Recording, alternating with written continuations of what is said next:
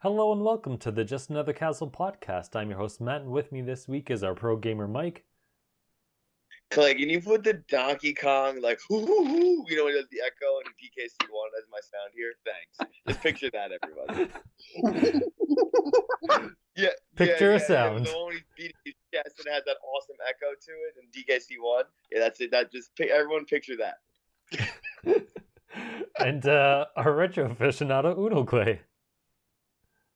Show me your moves. Yeah, sorry, I didn't have that one ready, Mike. I've been playing F-Zero, not Donkey Kong. Sorry. No, F-Zero. That's Captain Falcon from Smash Brothers. Okay? I know, but he like doesn't really say anything in F-Zero, other than like racing engine sounds. So I gotta go. Yeah, that's what he says. He says racing engine noise. I'm like, hey, Captain Falcon. He's like, it's the whole new city theme. Oh my god. Yeah. All right, how's it going? Did you know, by the way, fun fact, before we keep going on, he never actually spoke a word in the game. That Captain Falcon punch, that Falcon punch and him speaking came from an anime because it was influenced from Smash. So that's where it exists from. Podcast. I didn't know it myself, obviously, but yeah, I heard that on a podcast that they kind of retcon that into Smash via that roundabout way. I mean, hey, that's not that shocking. Most Nintendo characters aren't that fleshed out in terms of voice acting or anything like that. So and then they also made a GBA game about that show, which is weird. Yeah. I think it was Maximum Velocity. I forget if that's the tie-in or if it was a different one. The one that I played that was one of the Ambassador GBA games is basically the SNES original, just on GBA, if I remember correctly, and I think that's Maximum Velocity, so I'm not sure because it didn't seem. I didn't spend a lot of time with it, but it seemed if I remember correctly, it seemed almost identical to SNES. Like it was like, okay, this is a portable version of a decent game, But it didn't seem any anime reference or anything like that to me, if I remember. But it's been ages since I played that, so Yeah, Maximum Velocity is the one you were saying we played. It's like a normal one. I'm trying to look. I think F-Zero Climax. Okay, that's the one that was based off the anime, but that was released only in Japan. I just know that it exists. Oh, interesting. Yeah, that's cool. I don't understand why the bad guy. I always thought he's Crimson Shin meets Batman. So I'm always like the devil guy. Oh yeah. Oh yeah, Black Shadow. I never saw any of the other characters before playing GX on GameCube. Now, because only in Smash trophies and stuff. Because I only ever played the SNES one, and it's like you never played Melee. How would you know the Smash trophies? Come on now, there ain't no trophies. No, they have them there. Some of them are in the new ones. Yeah, those are split. Yeah, like the samurai guy and stuff like that. I remember Samurai looking him up. Goro? Yeah. He's in this trophy Melee. Yeah, but he's in the other ones too. I mean, I never played Melee. How dare you? Yeah, I think he's in the 64 ones, or I didn't play the original SNES. But, come on now, there ain't no six trophies in 64. This is Pokemon. Bro podcast, everybody. This is only Pokemon in 64. All right, yeah. All right. This is a gaming podcast. We're just talking facts here. It's true. So I guess we'll get in. Oh, all right. A new game that just came out on the Switch eShop called Among Us. Go on. Not played it, but I'll bring it up later, I guess. I guess we'll just go into what we've been playing, since we're talking about games anyway. Switch related, I've played and beat Horizon Chase Turbo. I keep forgetting its name because it's such a generic name, it's too easy to forget. But nothing to say about the quality of the game. It's like an 80s or 90s arcade racer game, where you can't, the draw distance is very short because there's tons of tight turns and whatnot. And it's actually a really fun game. I'd recommend it. I think it's only like $20 or something, but it was on sale for like $5. But yeah, it's like those old games that you're going super fast, a lot of tight turns. You're trying to race against like 19 other AI racers, and there's a bunch of different things you can manage. You can get like coins on the track and manage your gas, because you can run out in certain tracks if you don't pick them up on the field, or choose the right car that has enough gas. But it's really fun. I definitely recommend picking it up. If you have a Would you PS4, compare you can. I was gonna say, if you have a PS4, there's also a demo you can try out on there. If not, if it looks interesting to you, you'll like it. How much was it? I think it's like Mike, 15 you or sound like 20 you're a- bucks. Mike goes, I'm look. surprised there's a demo for the other game or whatever. I don't know. I thought maybe like price warrants demos. You know what I mean? Would you compare it to any other racing games, Matt? Like other games you played, that is, or know of? I don't know. I haven't I can't even think of any. I know it's a reference to other games of that era. I just can't recall any of their names because I didn't really play them all that much. Right on. But it's. What made you get sucked into that? That it was $5 mainly? Yeah, it was. I forget how I found it. It might have just because I follow a bunch of indie Twitter accounts that'll repeat stuff. So maybe something like that came up, or I probably just saw there was a Switch sale and looked at a bunch of stuff and thought, oh, this is cool. Oh, actually, no, I'm wrong. You know what? A YouTube channel I follow, Indie Jacob, he did a review on it at one point. I'm like, oh, that's pretty cool. And then I think I saw it on sale. I was like, oh, I remember that, and saw there was a demo, and then I tried it out, and I'm like, yeah, this is pretty cool. $5. I'll put it down. Oh, nice. Yeah. I like that you gave something I've never heard of a try, because I always wonder who's buying all these games in the eShop that I've never heard of, and there's a lot of them. Come on, who else would do it? Thanks, Matt. Matt. No wonder why there's a new indie game conference thing coming out. Matt literally solo that. Okay. You buy one game and then everything's your fault. You're no longer. You go one indie and boom, you're labeled Mr. Indie for the rest of your life. All right. No, you're not. You're no longer the demo king, bro. You're no longer the demo. That hurts. I can be both. I can be both. You're Indiana Jones or wait. You're Johnny Quest, dude, but the indie version. I kid. You're still the demo king. You probably played a demo of this, right? Come on. Yeah. Come on. Of course. Nice. What else have you been playing? Here, I'll be your co-host. I'll give you the segue. What else have you been playing, Matt? Not much else. I played the Avengers game, which I beat a couple months ago, but I never ended up talking about for either we weren't talking about games we played, or I just felt it was past the time. But yeah, it's an okay game. Going into it, I knew that it wasn't going to be spectacular or anything. I'm like, yeah, it's probably just going to be fine.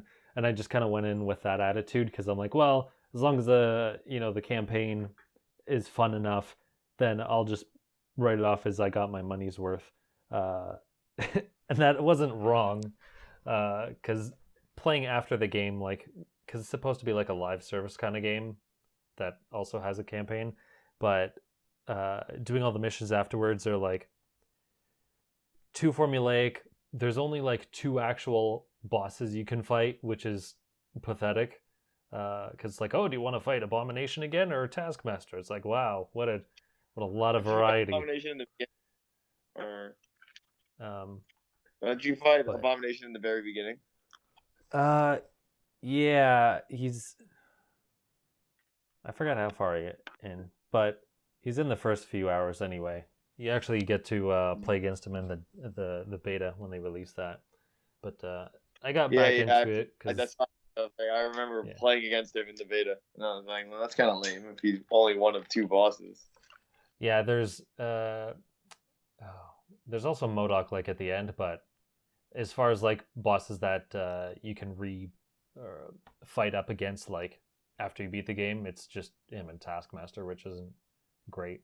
But no, I got back into it again because they're supposed to drop characters every now and then. They don't really have a plan anymore because they don't really have their shit together. But They dropped Kate Bishop, which is like an archer with like teleportation powers and whatnot.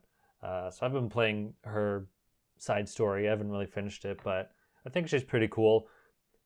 I think she's quite she has a lot in her kit, so it's taking me some time to get used to, just to remember all of her moves and when's the best scenario to use them. I'm actually trying to like not upgrade some stuff just so I can kind of get used to it.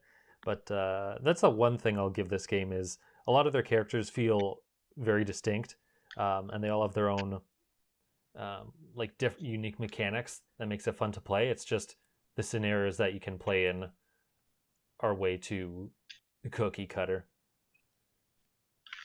But hopefully in a couple of months or so, when they add new characters and new areas, I'm sure it'll be better. Not that I'm not saying that as an excuse, but if I'm going to be real with people, not that anyone's really buying it at this point anyway, because pretty much everyone saw it coming, but maybe it'll get better later. I mean, I had hope for the game. I mean, I just don't have any what's the word I'm looking for? Desire to pick it up. But yeah. I mean, I have been interested in it, though. Yeah, what's the word I'm looking for? Desire. Yeah. But I mean, since Matt played it, I can live vicariously through him. Thanks, Matt, for playing it with me. If you ever pick it up, you can always play. But yeah. Yeah, but you just carry me with your OP characters. You'd be like, oh, don't worry, buddy. And you're like one punch at me while I'll be like Limp Noodle Captain America. I'll be like, no, level 1. And then you'll be like, oh, young son. It'll be like those Toontown Mafia commercials. Okay. So like level 5 gangster, and then you go to level 25 mafia boss or something. And then, it's I don't know, it's dumb. It's one of those terrible 90s commercials or 2000s commercials. Yeah, 2000s commercials. Well, they actually balance it per person, so it's like even if you're a lower level, everything will be scaled to your level, sort of thing. But then it also kind of makes getting stuff irrelevant, because if everything's scaling all the time, it's like how do you feel like you're growing, sort of thing. But I'm not really in it for the huge multiplayer aspect, so that's someone else's problem to deal with. And that is not your problem. Nice. Exactly. Well, aptly Square Enix, take notes. Yeah, it's really made me not want to play it ever. I know it's hard because it's just there's too much wrong with it too. Okay. It's fun. Yeah. Clay would rather play Exit the Fartin. Okay. Oh, he's gonna be like, it's made by Devolver. It has to do with butts and farting. Okay. So you would play that rather than play a Mario game on a Nintendo podcast. So he'll never play anything that has any graphics or anything that's relevant with first or second party. You know what? Only trick him. Now that you bring up Devolver Digital, Devolver might have had a hand in that Avengers game. It's Exit the Avengers. I heard they call it or something. Now that you brought up Devolver Digital, you did remind me. Oh no! There were a bunch of Steam demos related to the Game Awards that I checked out before they were canned. Back. And he's back. yeah, he's back. I did play Olija. I don't know how you pronounce it. Olija. It's a side-scrolling platformer. I'm trying to bring it up as I'm talking for referencing myself. But yeah, it's published by Devolver Digital. It's made by a studio in Japan, because I was going to follow them on Twitter and then realized I can't understand anything they're writing. So no point doing that. But yeah, it's a cool action game where you do have swords and other weapons, but your main weapon is a spear you throw. And if you throw it at certain either targets or enemies, if you press the button again and in the direction, you'll actually zoom over to that spot, and then you can attack them some more either in the air or wherever they may be. So it's a really cool game where you can attack enemies on the ground just using your sword or your gun, which is weird, or throw your spear to another enemy and then zoom over to them and slash them a bunch, then zoom over to another enemy and do that. But if you throw the spear and you kind of miss, then you're not gonna like move over there. You're just kind of, you'll just fall, whatever. So you also have to be somewhat precise, because if you miss your target, then you can't teleport over. So pressing the button again will just bring the spear back to you. So you got to kind of balance if you want to throw the spear and actually hit the enemy, or if you don't think you're gonna make it or whatever. But I think the demo's canceled now because I think they were limited time. But at least look up the gameplay. It's really cool. I think it's going to be another good Devolver title that they're going to push out. I don't think it's coming until sometime next year. I don't know when, but I'd say keep an eye out for that as well. And it's also not. Sorry, not to cut you off. I'll let you go in a second. Sure. But it's also not. You play demos and you expect you'll get through an easy enough time, but the boss at the end of the demo, I actually had to play it a couple times to get through it. So I think it'll have a decent challenge to it as well. Nice. Yeah. Nice. I wish I did Steam so I could try a demo, but then again, I don't really like demos, so I guess I don't really wish that. It's cool. You can get a Steam link, my dude, and then boom, play on your comfy. Yeah. I'm good. We talked about that already. Like too many games, too little time. But yeah, no, I'm such a fanboy at this point. I mean, when they had their sale for Devolver, that is for the listeners, digital Devolver we're talking about, and the reason we segued into that is because Mike was slamming on Enter the Gungeon. For those who lost the thread, but no, more exit. I was slamming on. Slamming on Clay, who only plays 2 games. He plays and Exit the Isaac and Binding of Gungeon or something. No, you obviously haven't been lurking my profile lately, bro. What? Yeah, look at this. You're like, please now. I've been playing both put together at the same time with separate hands. Come on now, all right? Keep balls. No, it's that when they had the sale a few weeks ago for Devolver, like I was like, it was just striking me the level of like quality of the stuff they get behind is truly just notable. Because because I was going and searching reviews for everything before I'd buy it, because a lot of stuff was really marked down, and a lot of stuff was like a year, it's been out for a year or whatever. But like, I ended up getting like 7 or 8 games on sale because it was like every single one of these is like an 8, and I can see myself liking it, and a lot of their stuff is future retro, like kind of homage games or tributes, or just generally creative.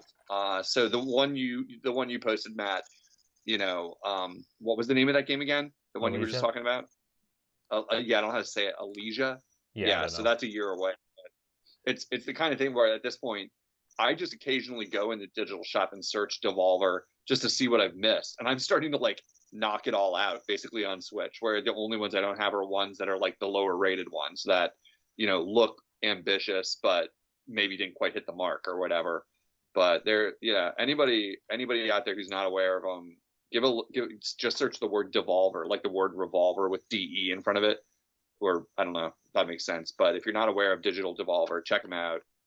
There's almost certainly some kind of game in there for you. And I mean, they kind of run the gamut, because I even downloaded that game Grease, Gris, Mm-hmm. It doesn't even look like I'm totally into it, but the reviews are so overwhelming.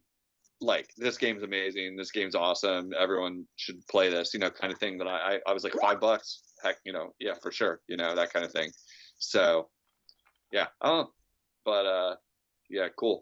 I look forward to that, Matt, but a year away, I'll probably be digging out of my backlog yet by the time it comes out, so we'll see. Yeah, I already filled up a second memory card on my Switch, where it's like, good grief, this is insane. Like, I and now Doom Eternal, I don't even have anywhere to store it. So I'm just like, yeah, that's going to have to wait. I don't have room for an 18 gig game. Anyway. That's a good excuse for you to go through your backlog and then delete the ones you finish. Yeah. Oh, I do. I archive them. I'm talking that I have everything I finished archived and off my cards, and it's still full. Oh. I mean, it's largely, so that's like 128 times 2. is almost entirely full, and I'm Wow. like, yeah, it's nuts. I'm just like, this is crazy. I mean, I think I'm about to hit my 100th game on Switch if I haven't already, but I technically haven't played them all. I've probably played 90 out of the 100. Where it's like, okay, this is getting insane. Like the the sales. It's just like, if you're not using your wish list, listeners, that if you don't want to backlog, then don't use your wish list, because Nintendo emails you every time something on your wish list goes on sale, and a lot of times it's a pretty deep discount, and it'll be like a 5-day sale, and you get sucked in, just like Steam or whatever. It's like, come on, like I almost have to stop opening those emails, because I just got another game yesterday. There was like a twin stick bullet hell shooter that went on sale, that it's like marked down to $5, and I'm like, yeah, I love those games. I should buy that. I do love those games. So it's working on me. But Sucker for punishment. yeah, well, it's the sales, and I like supporting these indies, like, so I know Mike is less interested in supporting the indies. Yeah, So go talking about indies. I'm checked out right now. That's it. Speaking of Mike, you're mainly mobile. I was like, what's the budget here? Not even $1 million? I'm out. Okay? It's like, either got to be a mobile budget, and you're like, I'm in. A mobile indie budget, so 100 million minimum, or Oh I'm all about that profit, man. So right, Mike, well, then, other than yeah, clearly not indie games, what have you been playing? Well, thanks for asking. Chum. No. So I did play Uno indie game. I've been on the Among Us craze, which is kind of fun game. Like I said earlier in the podcast, it actually just came to Switch today. I think it's the first console one on Switch. So weird thing about this game is it's $5 on Steam. I mean, it blew up kind of out of nowhere, but I know where it blew up from, but that's not relevant information. It was from streamers playing it, I believe. Yeah, because it released like 2 years ago. But yeah, it's like a 2018 game. On Steam, it's $5. It's basically Mafia or Werewolf, but with tasks. So if you get what I'm saying, you know what Mafia or Werewolf is or no? I don't play that. No, why don't you tell the listeners and me? All right. Yeah, so it's like, and when you play Mafia or you play Among Us, there's 10 of you, 9 of you, etc., and then 1 or 2 are fake. So gun games usually call this infection, but they infect others and then becomes one survivor versus zombies. This is different. You have to either win by killing everyone if you're an imposter, or you win as a crewmate, as you would in Mafia or anything, as town or or crew, and you win by either doing all your tasks so before the imposters can sabotage it, or you find out who the imposters are and you vote them off with discussions and all that. Throughout the game, you can't communicate to any of your partners unless you do an emergency meeting, etc. So you see the guys walk around, they have no hands kind of thing. All they can do is use their hands for tasks. The imposters obviously are usually faster. They can use vents, they can break the lights, etc. Meanwhile, you can only do your task and then only talk during meetings. So it's like, it has that sense of that thrill, that suspense. But yeah, that's I've been playing that. It is fun, playing with people is a little bit better, because you can have you talking, you're like, oh, I saw him do this, that, and this, versus like when you just play with randomly online, where you're just like typing, which is good, but it's just not the same. So yeah, if you're interested in picking it up, it's actually it just came out for Switch, and that is the only console it's out for, and that literally is as of today around like 4 o'clock, 5 o'clock. Which also DKC3 dropped on your Switch. Yeah, I've been playing, the usual Mario Maker. I played Kingdom Hearts Memories of Melody. I just got the platinum like 4 days ago. It's a rhythm game from Kingdom Hearts. However, I know you guys think I'm a sucker, because I am 100% when it comes to Square Enix and Kingdom Hearts. But that whole game, it's not a full $60 game. It's also on your Switch, by the way. Kingdom Hearts Mom, KH Mom, Memories of Melody. Remember that. It has one scene to confirm the next Kingdom Hearts game. So I didn't spend 20 hours in playing 150 songs on Proud Mode, and then just for fun. I did it all for one scene. So that is eventually uploaded to YouTube. Okay, sure. That somebody uploaded to YouTube way before the game probably even came out. Yeah. Right? Take that, consumer. Production. You can literally put whatever you want as long as you confirm what I want to know at the end of your game for literally one cutscene. I am saying literally one cutscene. Okay. The rest of the game is just a recap and like, oh, here's what happened in Kingdom Hearts and here's Kyrie being a narrator. I mean, I love a lot of the Kingdom Hearts songs. Not every song from every game made it on there due to licensing issues, etc. Like in Kingdom Hearts Dream Drop Distance, KH3D, the 3DS one, they had Fantasia World. Obviously, none of those songs made it on there because I think a Philharmonic Opera probably owns them, or whoever actually has the intellectual property rights to it. So stuff like that. But yeah, I did have fun with it. It was pretty cool. I actually busted out my Vita to use remote play for it because I'm like, I don't want to sit here and do this the whole time. So I just take my Vita and play wherever around the house. Nice. I tried to go back to Crash 4. I think I'm just gonna get all the regular gems. Like I don't want to kill myself and get the 106% ending. Like that game legitimately burnt me out of games. Like I'm telling you, Crash 4 to 100% must be one of the hardest games out there to do that. It will take hours upon hours of grinding just to do that. If you really don't understand what I'm talking about, I know I'm plugging someone else, but he's already big enough anyway. Check out a reviewer named Kadikarus. Okay, he aptly explains why Crash 4 may be one of the worst games to ever fully complete, but a good game to play. And it's about a 90-minute video, and I probably agree with every single second of that video. So I have really high praise on it. I think that game is fantastic, but everything he says is word for word how I feel. Let's see. I tried to grind for a Platinum DBFZ. Worst decision I ever made. I wanted to kill myself. Wait, which game? Almost did, and I luckily ejected the CD before it happened. I'm like, could you tell the listeners what game you're talking about? DBFZ, Dragon Ball FighterZ. Oh, okay. I was like, I thought it was a Dragon Ball game, but then I forgot where the F factored in. Oh yeah. Gotcha. The problem is, I missed my one chance to get this trophy because I didn't play the game in like 2 years or a year and a half or whatever, and they were giving away like 5 million Zenny, which is 2 of the trophies. So I'm missing the 5 million Zenny and the 20 million Zenny trophy. I have collectively possibly 3 million Zenny, and that is with every trophy unlocked being at the highest rank online as well. I'm a pink square. Yeah, just saying, pink square is higher than red square. Yeah. I am not even close. And I looked up ways to farm Zenny online. It's like you could get 6,000 Zenny per fight doing this. So it's like, okay, 6,000 Zenny roughly for 2-3 minutes. Then do that for 2-3 minutes, about 18K. Then you rough that into an hour. So like 2-3 minutes, 18,3K. And then 20 times that. So it's like, oh boy, around 30, about 36,000 Zenny per hour. And I was like, oh, great. And that is not close to 20 million, whoever wants to do math at home. Yeah.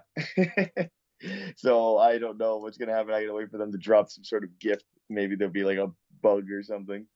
Jeez, man, it is so bad. Other than that, I don't think I turned on Ring Fit for like just to do the rhythm game for like 2 seconds. I went back to Phil's to do it because I was like, I should work out with this. And then I was like, man, this is so boring. Like I'm like, man, I hate Ring Fit. I hate that game so much. The rhythm game is very fun, but like, why would you spend $70 just so you do a free add-on to not the main game? That's like my biggest gripe with that game.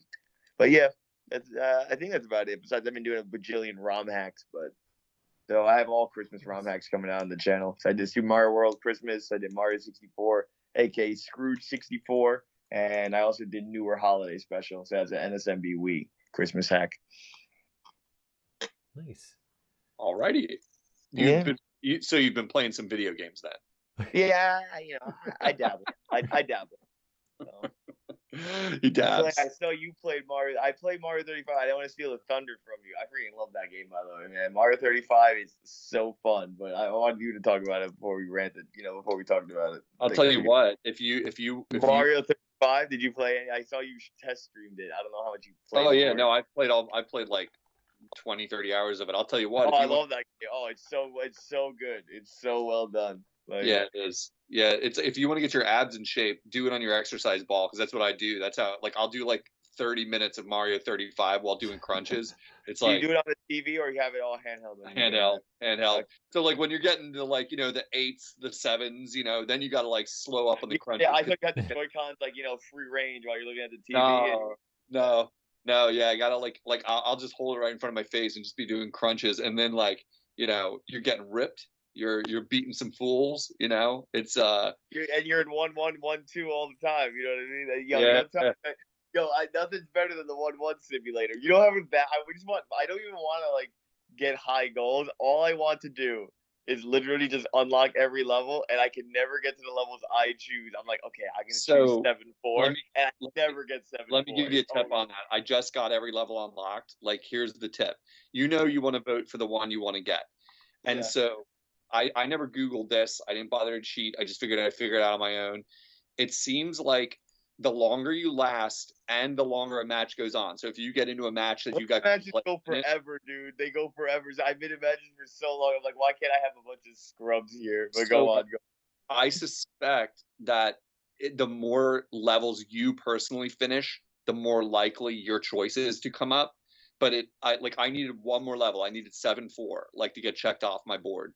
And so I hadn't had it. I keep voting for it. And I finally got it, and it was definitely in a match where it was me and 3 guys, where it's on fast time now. And for the listeners who haven't played it a lot, basically, I'm not quite sure when it kicks in, but eventually the clock starts to go double fast. And at that point, you got it. It's a bad feeling, but a good feeling. Like, that means, guys, the game has gone on for a long time. Like, and you got to basically have your time like stocked up to 400.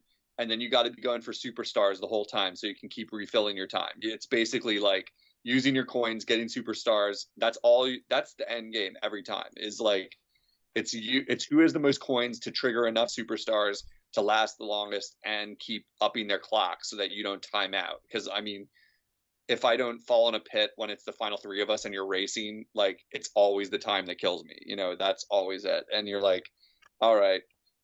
So like, basically try to get into a match and just don't play sloppy, don't get greedy, just play the long game, and you'll eventually get that level you're looking for. You know, it's like you'll eventually. I finally got 8. Actually, I needed 8-4 was the final level, the final level. You know, and I finally got that the other night. And you know what's funny? You expect the game to end when you finish 8-4.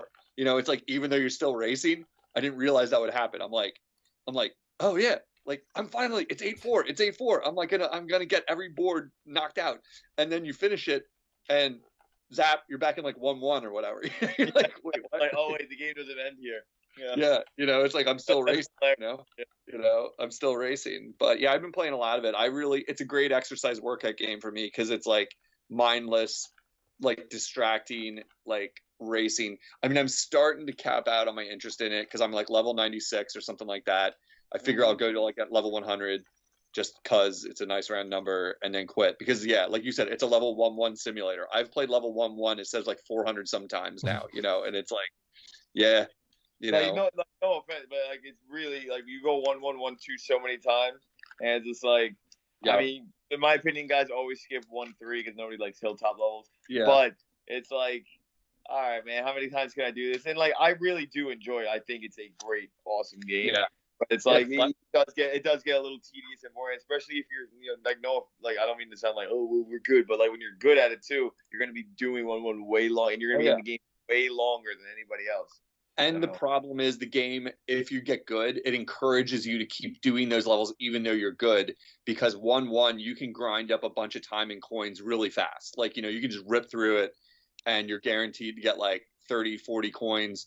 You're guaranteed to get like at least you're guaranteed if you run through 1-1 really fast and you hit the star and everything and if somebody's throwing enemies at you, you could be leaving 1-1 with 100 seconds extra, you know, so you end up getting encouraged to go back and do it even when you don't need it anymore. Like, you're like, all right, you know, I want to move on. I'd rather do something challenging. And it's like, yeah, but if the clock's running down, 1-1's a good pick. You know, like if you're in a you know what level I low key really like? Is it 2-2 the water level, right? Water, yeah. The 2-2 or 2-3. I'm like, if you have a Firefly and you go in that level, all the enemies get stacked at the bottom. It's so free to get alive. Yeah, pop pop. The funny thing is what I started to think about, and this is a funny tip for new players. So you pick who you're targeting when you're playing it, and you can pick the guy with the most coins. You can pick the guy who's got the least amount of time and try to get a KO. You can pick a rando. You do get rewarded for getting a KO. Like you get more coins at the end. So. Yeah, it's always, but you're helping them out. I always like it's a weird trade off. Yeah, you're trading off. If you're targeting the people who are targeting you, that's one of the most dangerous things to do in a way, because it means you're going to have people throwing enemies back at you, and you're going to be throwing enemies at them, and it turns into an endless cycle, and you could end up KOing yourself in a way, because you're going to end up getting all the hard stuff like the Hammer Brothers and whatever. Mm-hmm. But like, I find if you want to survive, hot tip, go for randos, because it could end up working against you, but it could end up just being like just somebody who's not very good and you get a KO. Like, go for lowest time, target the lowest time at the beginning of a match, and then get off that, because like after the first minute or two, nobody's running out of time. Everybody's got their timer, they're out of the game. And it's like, I mean, like there are jank kills. Sometimes you could just miss a jump because you're zoned out. Like that's happened to me so many times, and I'm like, whatever. I'll just make this jump. I've done it 5 million times. Whoops, like the worst luck ever. You're what I call them the lotto picks, but the roulette. Yeah. I'm like, well, I burned my roulette. Let me get lucky here. It's gonna be like I have 2 Bowsers on the trampoline. I need to go forward. It's like, sorry, pal. Yeah. I got 2 Bowsers on a trampoline in front of me. I'm gonna have to go for it. Exactly that feeling of like I took a screenshot and put it on Twitter a few weeks ago. It was like I was in a level, and it was one of those ones where it's getting hilarious. It's getting Mario Maker level, where it's like there's like 10 Hammer Brothers in front of me. I'm like, and I got nothing. And you're like, I'm like, get a star, and it's like, or a POW block, and you're like, oh, sorry, pal, there's nothing that's gonna help. Just getting that mushroom again. You're just getting that mushroom again. Yay! It's like, yeah, it's a great little game. I would love to see them take that formula and apply it to other games in the series. That would be awesome. If like when this one goes away in a year, they drop like Mario 3 times 35, or something like that. 36, Mario 36 times 3. Who knows? Do some Kingdom Hearts on that, but I really enjoy it. I mean, I think I've gotten my fill out of it. I mean, if you're not doing the weekly challenges, like when they put out the new one, that's where the pro players are hanging, bro. Like you should try that, because they will make a theme where it's like all the levels have a Hammer Brother in it, or all the levels have fish in it, or something, or like something crazy. And oftentimes they are downright mean. Like you'll just start out, they'll give you 100 coins and a fire flower, and you think, oh, I'm OP.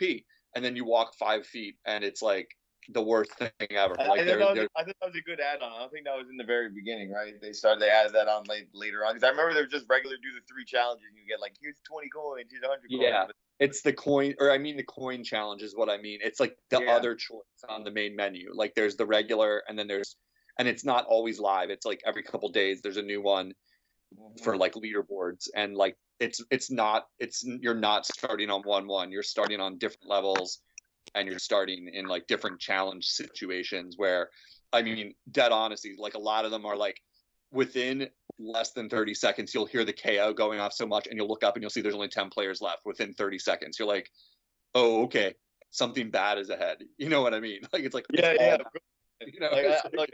really, I think they kind of hit it out of the park there. Like, I mean, I always said Tetris 99 was cool. I think everyone in the podcast has played it. And, I'm not the biggest Tetris guy, but I was always like, man, like, you win. It's not as impressive to win in Mario 35 as it is Tetris 99. But, yeah. All right, yeah. Totes. Great game, though. Everyone, it's free. Check it out. Yeah, I know. I think a lot of people don't realize.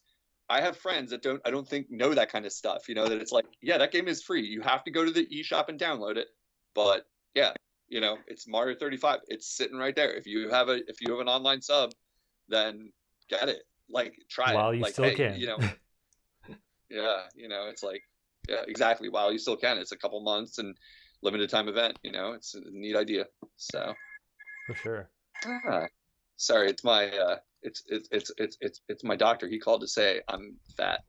It's the best joke I had on hot take. Yeah. So anyway, we've been going on about what we played a lot. I've been playing some stuff. We can move on. I've been playing F-Zero. I wanted to give one PSA to the masses though. about a Switch game that has a problem that I discovered. I bought Saints Row 4 with a friend to play multiplayer online, and it's basically like a GTA parody kind of. It's real funny. It's just goofy. It's you can run around in an open world environment game like with your buddy online, and that's great in a pandemic when you can't hang out with people anymore. And it's like, all right, so we can play this game online together. And you don't even have to stick together. It's like GTA. You can literally run around the map and just do whatever you want and do challenges and get into it, with cops and whatever. And then when you do a mission, you do the mission together, and it's got, but bummer. Turns out Saints Row is a famously broken game with save file problems, and it's not limited to Switch. Like, thankfully, it's not just the Switch version. As soon as I went on Reddit to look up why does it keep crashing when we try to save the game, everyone's like, "Oh, you didn't hear? Yeah, Saints Row are broken. Those are broken games. It's like they're hilarious. They are intended to be out of this, insanely ridiculous challenges, insanely ridiculous missions, just goofy humor, but every time we were trying to save, it would crash, and you have to redo missions. And it basically seems like it's a problem with uploading the save file to the network when you're playing a multiplayer game. So anyone who's hoping to play Saints Row 4 on Switch, I got it on sale for $12 for a physical copy at a local GameStop. But the reality is you're probably not going to be able to play it online with somebody else. You're probably just going to be playing it solo, which is a bummer, because that's why we bought it. It was like, oh, cool. A great multiplayer option, but recommended with a huge asterisk. If you want chaos, silly GTA game, I definitely laugh a lot at it. It is really funny, and it's got crazy physics, and it's got lots of destructible environments. Matt, I'm looking at you. Yeah. But, it's it's the multi is busted. It's a bummer, because otherwise we were having a great time with it. We were like, this is hilarious. The music in it is really funny. It's got a really good sense of humor, but play it by yourself. Get it cheap and play it by yourself, probably. That's unfortunate, but I can attest to the at least the single player aspect of it. Those games are great. Yeah, I'd heard of them, but when I saw it was on sale and it was multi, that was the main selling point. I was like, oh, me and my buddy finished Resident Evil 5 together. That's, it's fine. It's exactly as fine as everybody thought it was. It's not great. It's not awful. It's fine. And then we were looking for something else we can play together, kind of an adventure or action game or something, and that was the choice. But it shall not be. It shall not be. They did not build it well. So, yeah. Anyway. Yeah. Let's move on to some news and stuff. News time. Clay got Mario Odyssey by accident. Oh man, if only. He doesn't even know. He doesn't even know. Oh, right. Yeah, a couple of weeks ago, Mike, there was I don't know if it's still active. Listeners could look it up. I doubt it's still active, but there was a deal through Walmart.com. They were selling Joy. You could get a Pro controller, and it for $60. Yeah, it's already a huge discount. But get this, it comes with a download code for Odyssey. So I got on that deal. So I got a download code for Odyssey coming in the mail eventually. So I'll probably play it. Sure. Yeah. Hey, let me guess. The moon's blue. I mean, the pigs are blue and the moon flies or something, right? Well, I'm probably not going to play it right away, Mike. Let's just be honest. I'm going to say right. You're going to be like, oh, God, check. Did you guys hear about this Odyssey game? We want when the Switch Pro comes out, okay? That's what you're going to be like. I actually am going to say, because I'm still playing Galaxy, the remaster of Galaxy, which is great. And if people want to get that nostalgia of playing Galaxy, I think it's worthwhile. But I'm not going to probably jump right into another 3D Mario game back to back. That's for sure. So it's true. Understandable. All right, so let's get on to some news topics. There were a couple of controversies that happened with Nintendo lately. In particular, 3 of them. I kind of just wanted to cover one. I might just quickly bring up the other because I think it's just something that could be quickly brought up. But so we're just going to focus on one of them. But one of the more pertinent ones was the hashtag FreeMelee. So what happened there was the Big House is an organization that hosts tournaments, and Nintendo is partners with them in some form. I don't really know how it works. That's what I read. Big House is in the Midwest. I was wondering. It's like in Michigan. It's one of the premier tournaments, but they're one of the very few sponsored by Nintendo. Okay, so yeah, they were going to host a Smash Melee and Ultimate tournament, and of course, because of the situations of this year, they weren't able to do it locally. Obviously, Ultimate you can do online because it's online, but obviously Melee can't. So they were looking into what they could possibly do to remedy that, and they were going to use this program called Slippy.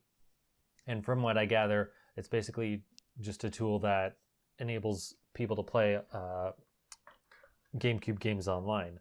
I could give a cliff note. Okay, sure, yeah. It's we all know. Does everyone know what Dolphin is, or the emulator? Yeah, the Dolphin emulator. Yeah, so Slippy, it's one of two things. There's two versions of Dolphin. There's the blue one everybody uses, and a red one called Ishiruka Dolphin, which is faster. Now Slippy combines with that, and to make something called Faster Melee. And Slippy in itself was always used at Melee tournaments, but it was used to determine stats and recreate the game with higher textures, create less errors, et cetera, like very minor fixes. It's like people who love Melee, like, oh, I can fix the coding. Here's this game. So if you ever wondered or watched a Melee stream and you're like, man, this game looks way better than my game, they were using Slippy, but they were using like a local version of it. It was like edited on their Wii, or it was edited on their game on the GameCube kind of thing.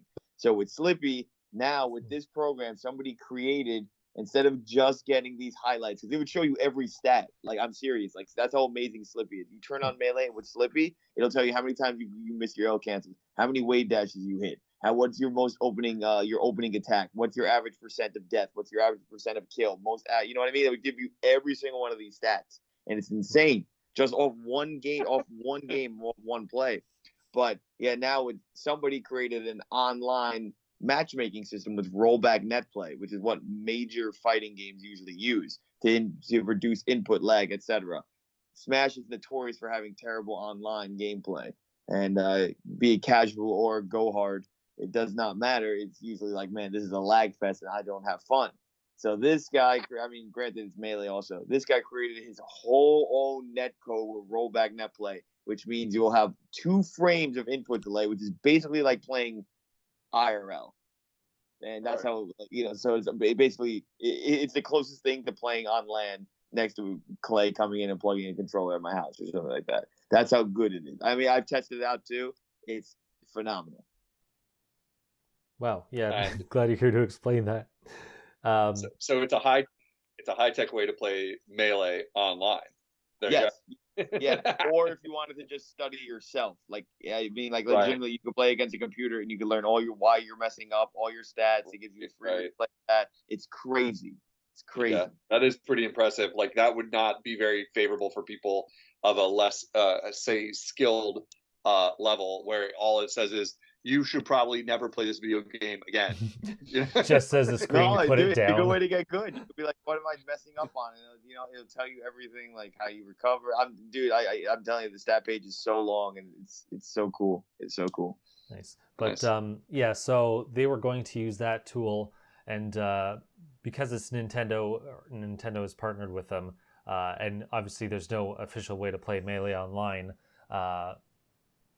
This would call into question if people are just using pirated, ripped copies of their own game or whatnot. So Nintendo sent them a cease and desist order, at least for the Melee tournament. Apparently, they could have still hosted the Ultimate one, but they just didn't for whatever reason. But yeah, Nintendo sent them a cease and desist because they didn't like that. Obviously, because you'd have to. I don't know if you can figured into if you can use it with your existing GameCube disc or not, but I'm sure the fact that people could do it without it kind of cheesed them off, so they didn't want to really be involved in that, or I guess I should say associated with that, so they sent them a cease and desist.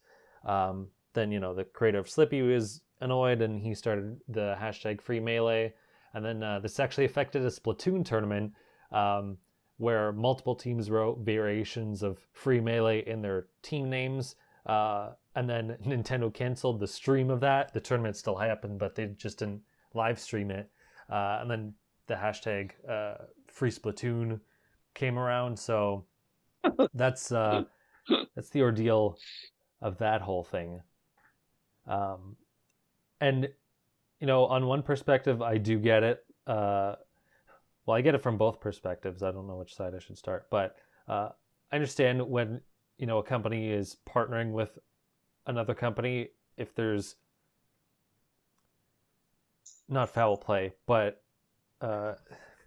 some level of potential piracy involved. They're like, yeah, well, we don't really want to be associated with that.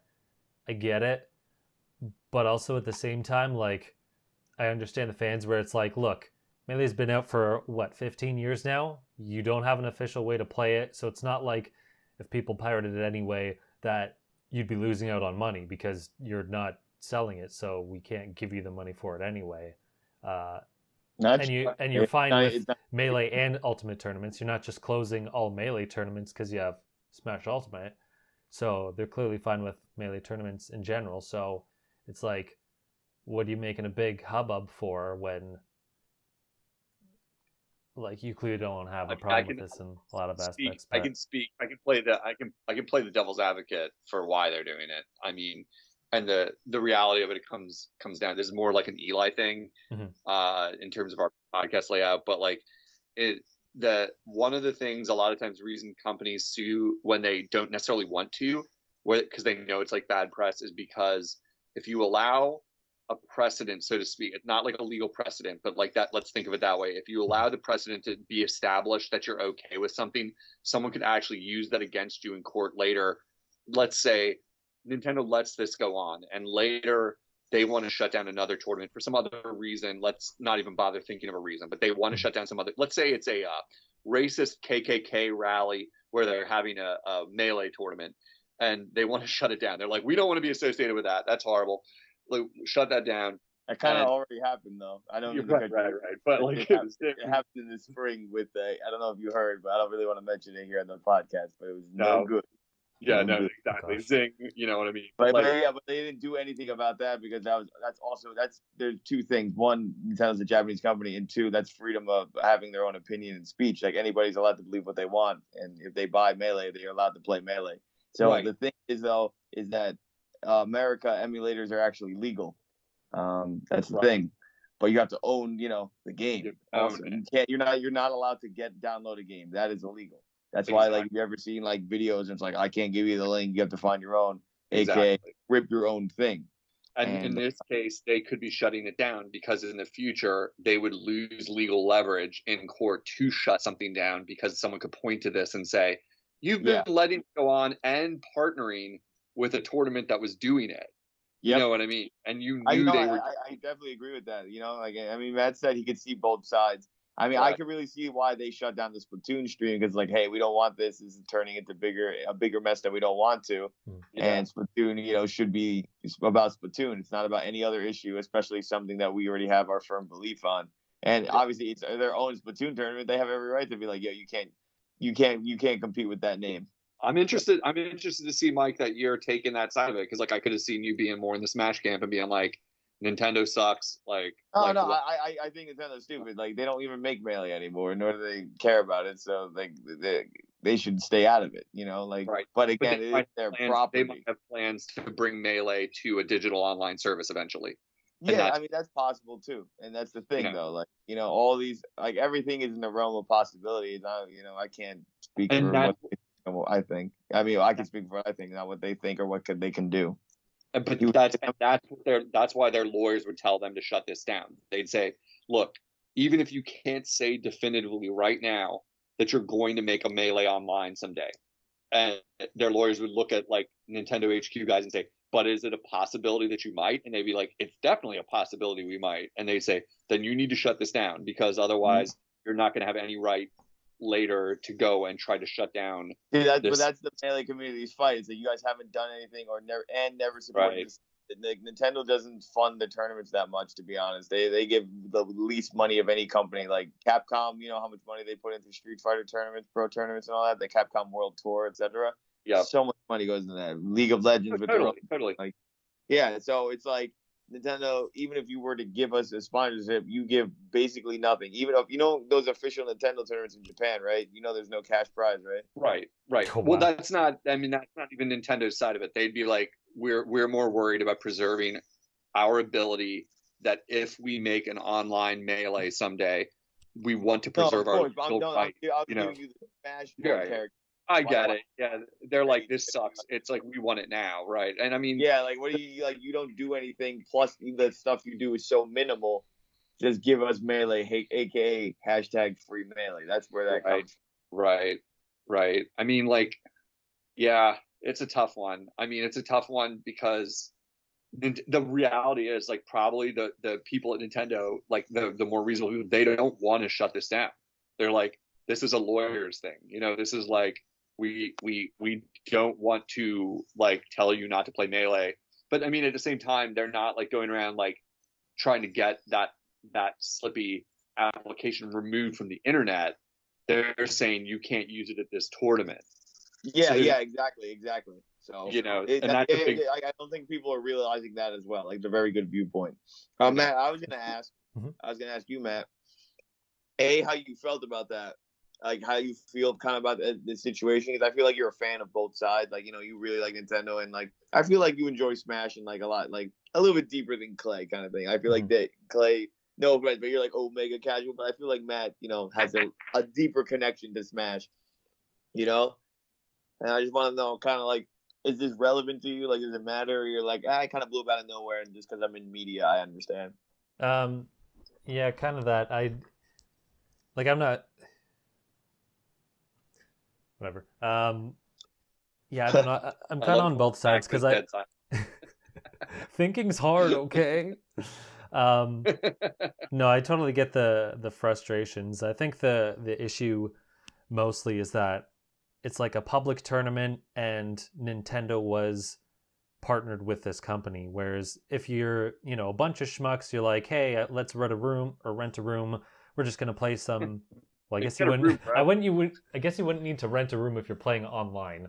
But you know, ignore the specifics. No, you can do that. Go to like a cafe or something. You know, ignore the ridiculousness. But you know, if you and a bunch of friends, you know, plan something yourself, nothing's really going to happen. But because it's like this public stage, and you know, Nintendo is officially involved in this company, it's like, well, you know, can you really be like, I understand that people want to see the tournament, but at the same time, can you really be upset like a company doesn't want to be involved in that or associated with that? Like, not really. Yeah. So I think it's cannot be an argument for that though. Is Sega lets this happen though, you know? Like, how many Sonic ROM hacks are there, and you know, other things, and big Sonic Mania. So you know, guys were out there making you know, comics and, you know, parody games, etc. Yeah, I'm not sure where a company needs to step in or not, but I think that is also like on the lower end of the spectrum than like here's this giant tournament like where everyone comes to see.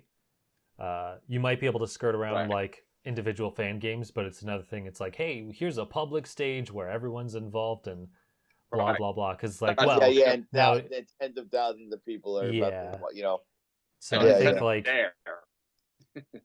that's where you kind of run into more problems. No, that's fair. I just wanted to, because I know you are an artist, and it's like, you know, well, I do like to see people like try to credit and work with that, but you know, again, like you said, it's not like they're gonna be like, hey, freaking, let's do this and run a huge tournament, because we know thousands upon thousands of people are gonna watch this and talk about it, etc. It's more of like, hey, I made a Sonic fan game. Okay, cool. You know, it could go viral. They don't know, and then if it does, good to them. Sega will be like, they maybe possibly made a good game. Like, it is a little bit different. You know, they're not making a Melee clone or with their own Melee. Like, they are using legitimately Super Smash Brothers Melee version 1.02, NTSC version. Yeah. Not that I would know. That is exactly the opposite. No, of course not. Yeah. Clay's out here like, what are you talking about? Clay's a PAL user with the Fox nerf and the Marth nerf. Okay. Freaking European Clay. Totally, bro. Yeah. Totally. You're like, I hated Fox's up B. Had too much. He had too many. It was active for too long and it went too far. I'm a PAL player. Classic Clay. Gotta get that little speed boost. Come on, man. Gotta get that. Yeah. Gotta get that PAL speed boost, bro. Wasn't worth it. I did want to touch on one of the other controversies, which hopefully won't take too long. I got the other controversy. It was Breath of the Wild existing and then getting Age of Calamity and a bunch of people thinking it was a sequel. Meanwhile, apparently it's an AU for an ending, so it's a freaking, what's the word I'm looking for? Not a Deus Ex Machina, but the one where they kind of screw everybody because they're like, oh, well, we'll just make this an alternate ending and nothing matters. There's a specific word, psychology word for that. A Mass Effect? I don't know. A Mass Effect, really? No. But yeah. Because the ending didn't matter. That's that's exactly what. But I heard that's what I heard with Hyrule Warriors. All right, don't say too much. I didn't play it yet. But yeah, that's all I know about it. I knew about some stuff involved. Well, I mean, you get from the demo, I think everybody forgot it existed. It's only been out for 2 weeks.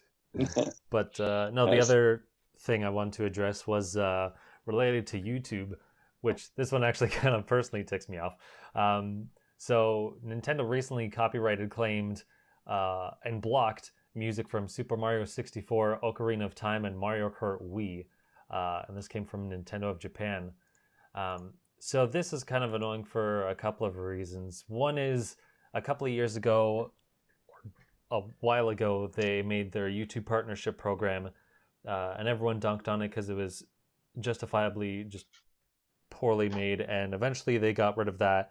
And it seemed like, oh, okay, well, maybe Nintendo doesn't know what they're doing, but they'll at least back off and just kind of let people do their thing, and leave it where it may be. But now they're blocking music, which is annoying because obviously people can't listen to or use it, but also because it's not like they have another avenue where you could officially support it anyway. You can't buy the music anywhere, you can't stream it anywhere, and like there's no other way to really listen to this music. In some cases there sort of are. The Mario 64 the soundtrack is available in 3D All-Stars, but it's not the same as buying individual songs like on iTunes or something. Ocarina of Time, I believe, had like a one-time disc, but not really. It was this issue. I've seen this before, but not seen the entire issue. I'm sorry if you hear that phone. But the only time I ever encountered this problem before it became big that you're talking about was for Mario Galaxy soundtrack. I remember trying to listen to Gusty Gulch sometimes, and that was like blocked by Nintendo property because this is produced by, it would be like whoever the composer is, because it'd be in like Hiragana or Japanese or whatever, katakana or whatever it is called.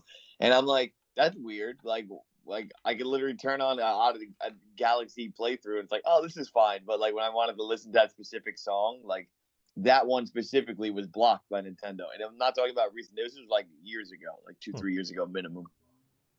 But yeah, now, like you said, now they're doing it with the N64 games, and it's like, well, why do they even stretch to Ocarina of Time? Like, Ocarina of Time hasn't even had a re-release since, like, 3D, you know what I mean? And that means they're probably planning for, I'm assuming something similar. If they're going to block Mario 64 like that, they must be doing, hey, we'll buy 3D All-Stars if you want to listen to the soundtrack kind of thing.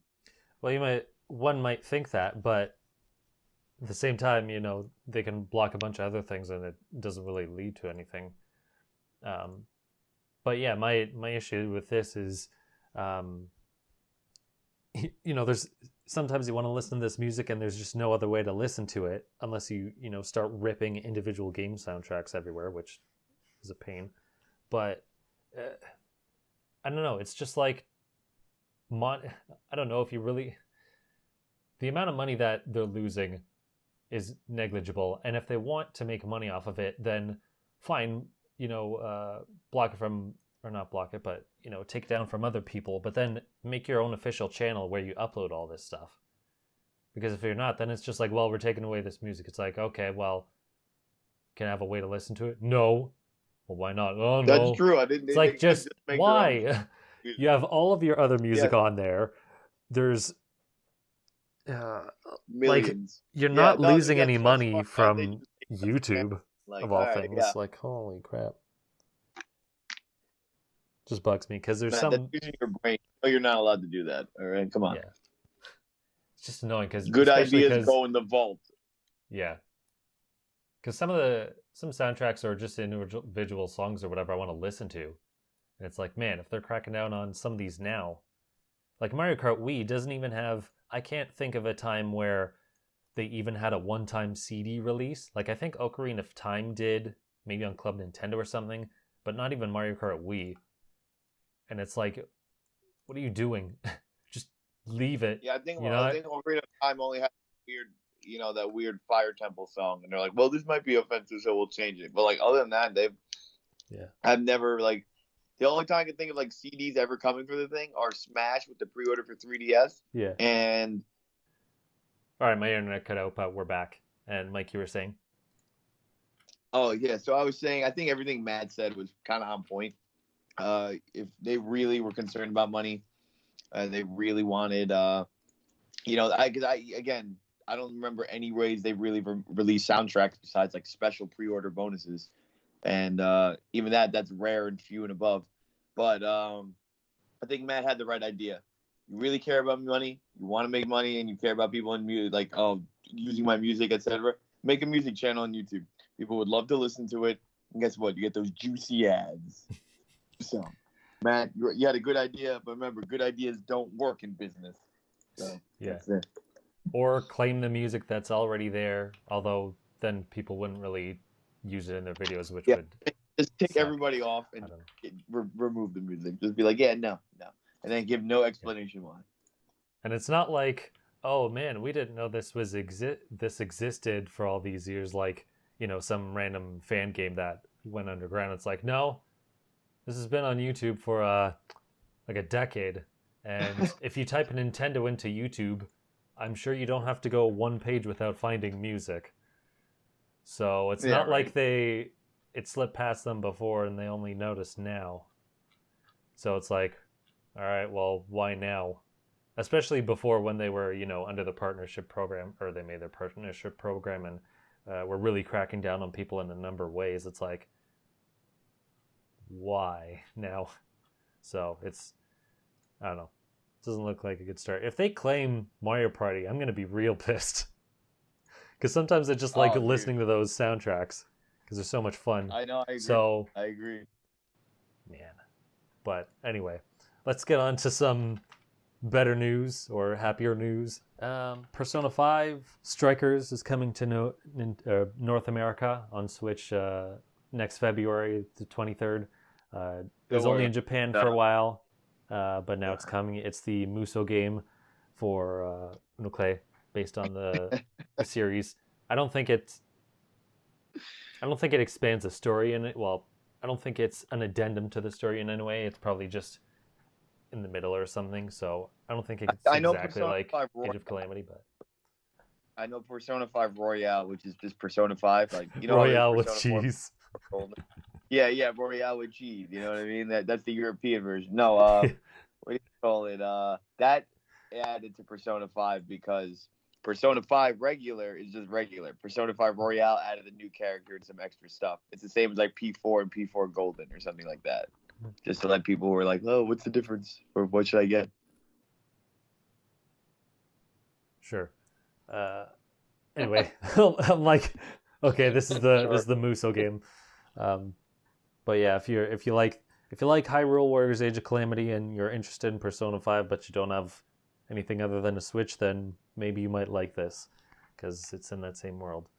But something that Mike, you do like is The World Ends With You, and they announced a sequel titled Neo: The World Ends With You, and it's a 3D. Eli loves that game too. Eli loves that game too. Nice. Yeah, it's a 3D sequel. So what did you get out of this? Dude, okay, they're also getting an anime, but it was part of the, that was part of the ordeal. Mm-hmm. But honestly, I didn't see it coming. First off, second off, I was wondering how they would ever make a sequel. You know what I mean? Because like the DS one is so unique. Matt, you played it, right? No, but I know somewhat how it works. Like, I mean, I would recommend playing it. It's probably one of the most unique three DS games I've ever played because it required you to look at both screens and use your D-pad and your 4 buttons. Like, it was literally being as interactive as possible. So that's what makes it really cool. Being 3D in a world thing, like I'm not like, oh man, it should be like the original. I'm not one of those guys. So I'm just excited we're even gonna get like more of it. So I'm pretty hyped. Nice. Yeah, it seems to maintain the art style, especially the I was gonna say comic book, not really. Whatever kind of art style with like the, the character portraits in various ways. Yeah, it's like that weird like 2D pop out comic style. Like I wouldn't really know what to call it either. Ghosts and Goblins Resurrection was announced during the Game Awards. Oh, boo. It's coming out next year, February 25th. I'm not quite sure if it's a remake or a sequel or a mesh of the two. I couldn't really find much information on it. But it's coming back anyway. So, yeah. Unoclay, you seem quite excited for this.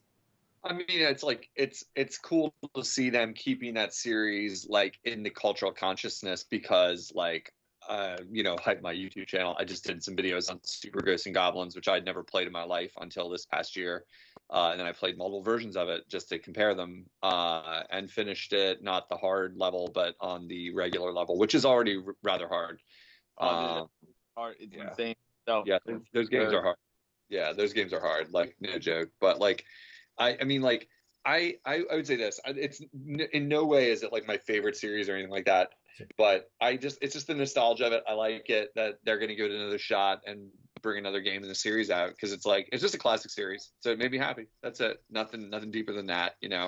I mean, it's one of those games that like can drive you up a wall because the jumping is purposely obtuse and it's like the weapons are like not powerful enough and the enemies are overpowered in some cases.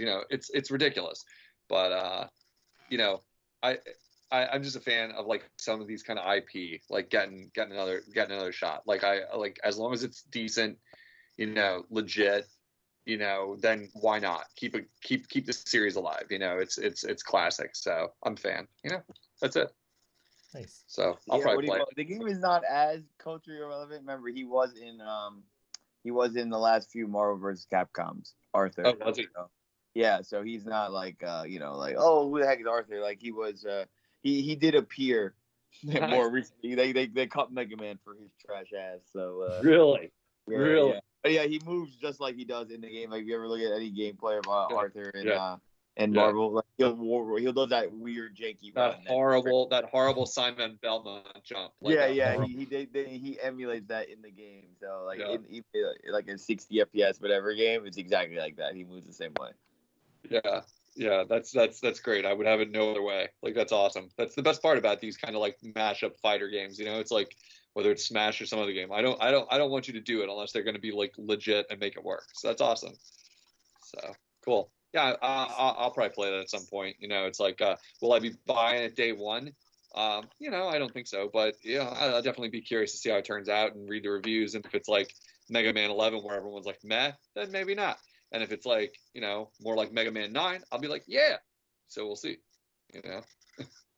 We'll see. This other one was kind of leaked and hasn't really been touched on since. But for Mike, there's a new 3D Sonic animated series announced for Netflix that they out.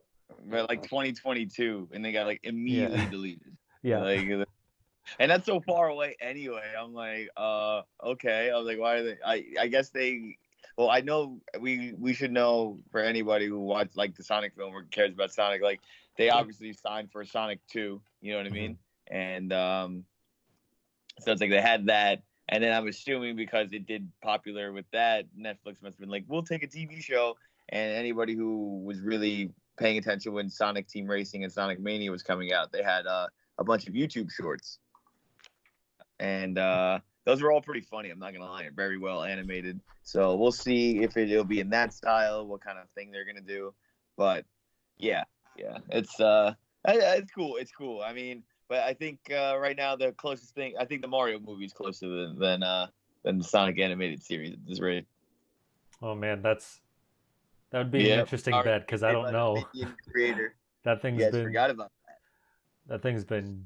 dead for some time. Well, quiet, I should say, but Mario X Minions, boys. Okay. gosh. I mean, any movie production is likely to be just shelved for a little bit right now because it's hard to make money on releasing a movie right now. So it's like, Yeah. I think Mortal Kombat but I mean, officially got like a release date.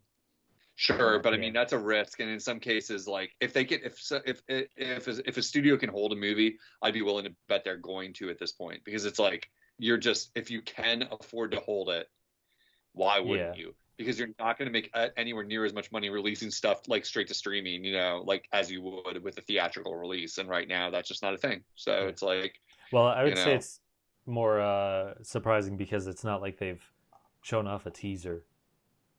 Like it's not like they've shown off a teaser and then it's like, oh well, all this stuff happened, we'll push it back. It's like we've seen nothing about this Mario movie yet, so I'm not willing to take any sort of bets of when it's coming out. Right. Because Right. they Yeah, could. it could be anything. It could be coming out horribly. Who knows? Yeah. It's like, who knows? But if I was directing them, I'd say, slow it down, boys. Slow it down. Yeah. Like, make it good. Take your time. You've got your budget. But like, it's not coming out in anytime early 2021 at the very latest. So you got some time. You got some time here.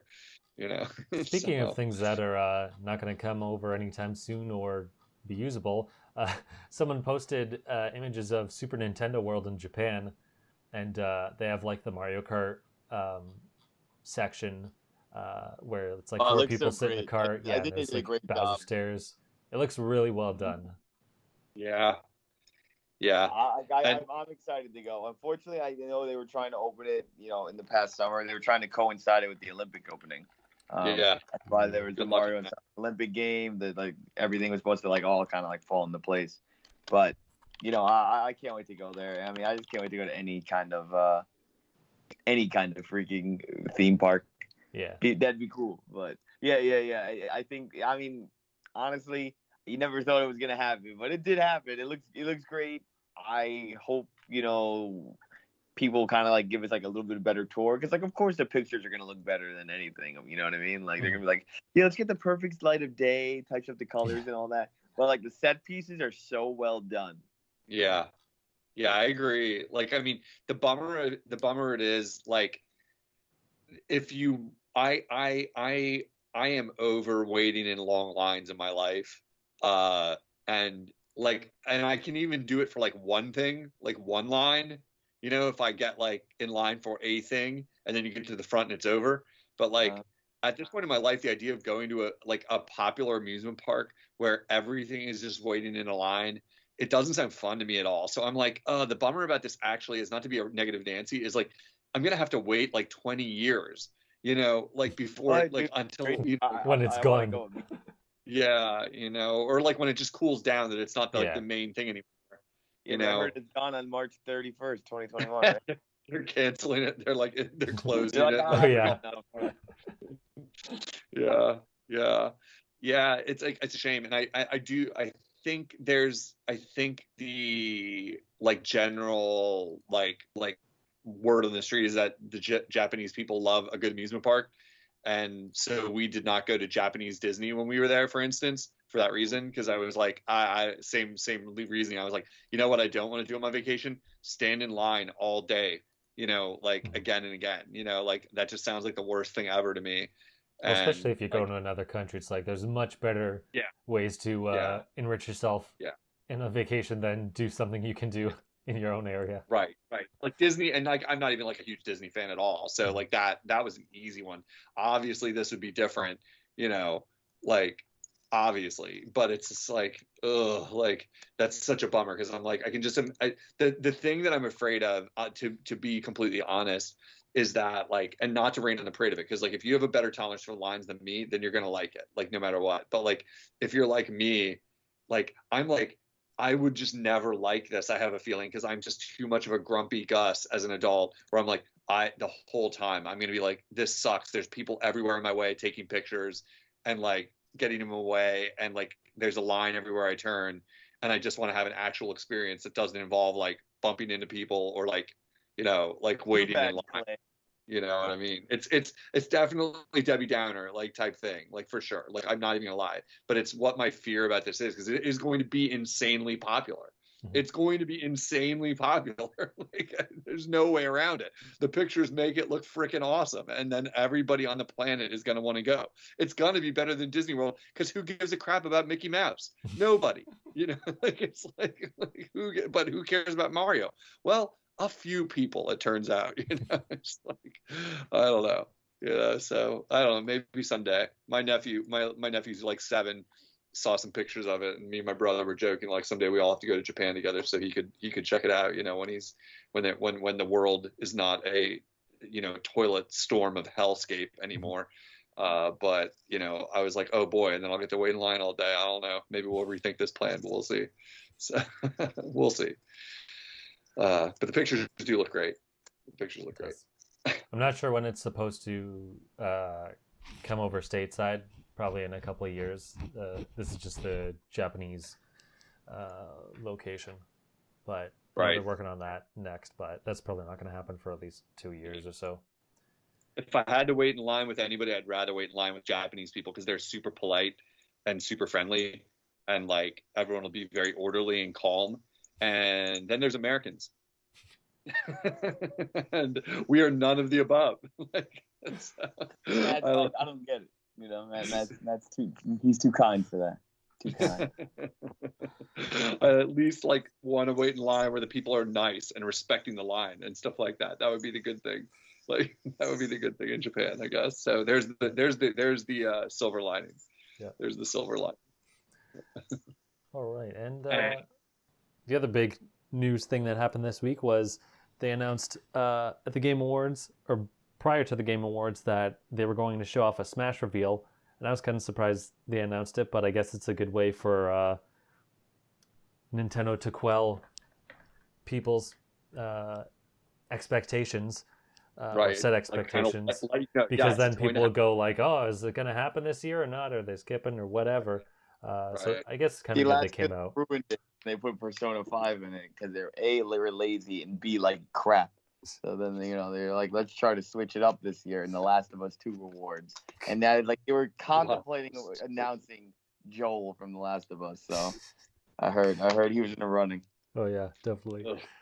I'm surprised they showed it off right at the start when they started the show. I figured they'd wait like half an hour, but they went right into it, and they announced Sephiroth from Final Fantasy VII is coming in, to everyone's surprise, because everyone was thinking like just a bunch of other characters except for except for Sephiroth. Well, except for a franchise that was already represented, right? They're like, oh, it'll be all new ones. It's like, no, it's actually not.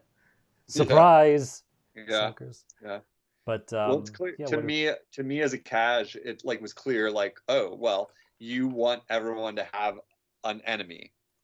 Even Donkey Kong got his enemy, like to Mike's eternal happiness. It's like, so it's like, okay, that's the deal. Like you're balancing. Dude, I got my Rareware. Like I can't really, like, again, like I said, we say this every time. I already got who I wanted, and then I got who I wanted with some icing on the cake and K. Rool and Banjo. I'm like, it'd be nice if Phoenix Wright made it. I'm not gonna be like, oh man, this game sucks. How dare he not do that? Like, he already ruined the game putting Bayonetta and the 30 other Fire Emblem. He's got plenty of other reasons to say the game sucks.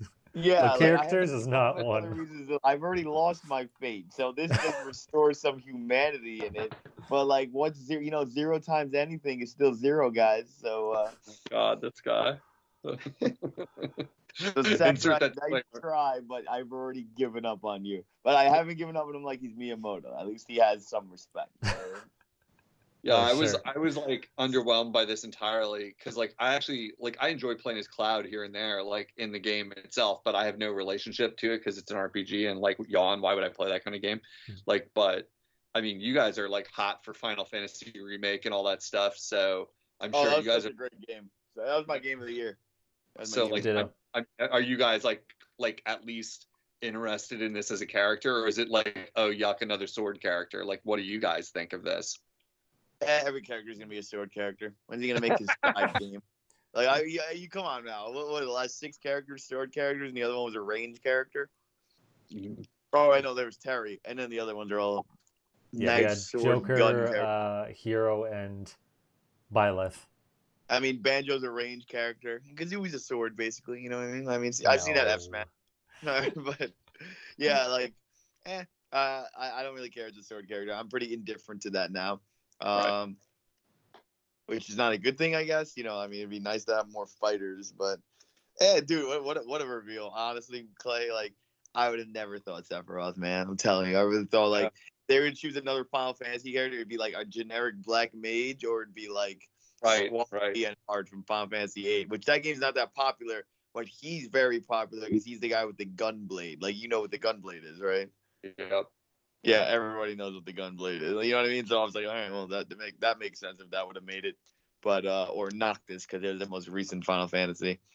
Sora's never gonna make it, I heard, because Disney doesn't want him in, and you know they own Sora's from the Kingdom Hearts guy, and even though he's been in like 4 or 5 Nintendo consoles himself, but GBA, DS, 3DS, and Switch, yeah, 4. But yeah, dude, I heard Disney doesn't want to sign him over. So, like, Square Enix is like, yeah, totally. And they're like, ooh, sorry. So, I guess, like, Sephiroth was, like, their alternative option, which, you know, he's super iconic. It just feels so obvious to me. It just feels so obvious. They wanted to balance Cloud to have an enemy. I mean, that's what it feels like to me. Yeah, but that's like saying Sonic is about to get Tails and Dr. Robotnik. True. I think it's more like, as far as I'm aware or concerned, like, if they're going to add another Final Fantasy character, they already have Cloud, and it's hard to not be like, well, let's add this up. It's like, no, you're adding Sephiroth. Like, for me, it's like, there's no question. Sure, Chocobo, Vivi, maybe even Squall would be cool, but it's like, you can't have Cloud there and be like, we're going to add Terra or whatever. It's like, no, you're not. Different. It's like, you can't add Cloud and not Sephiroth. It's a nice balance. A nice balance anyway. It's like, whatever. Like, I don't care about the character at all. Like, if you would have put me on a quiz show for $1,000 and said who's the bad guy in Final Fantasy VII, I would have not been able to tell you. I'd have been like, I've heard the name at some point in my life. That's no way. I mean, if I were to start Latin chanting, okay, you would have been like, oh, it's clear. Yeah. I mean, like, you know, me and Mac, like, we take off our shirt and we wrap our towel around our head and we can do the whole thing. I don't know why. Well, let's just leave it. I'm very confused, but I'll leave it where. But I assume that would happen.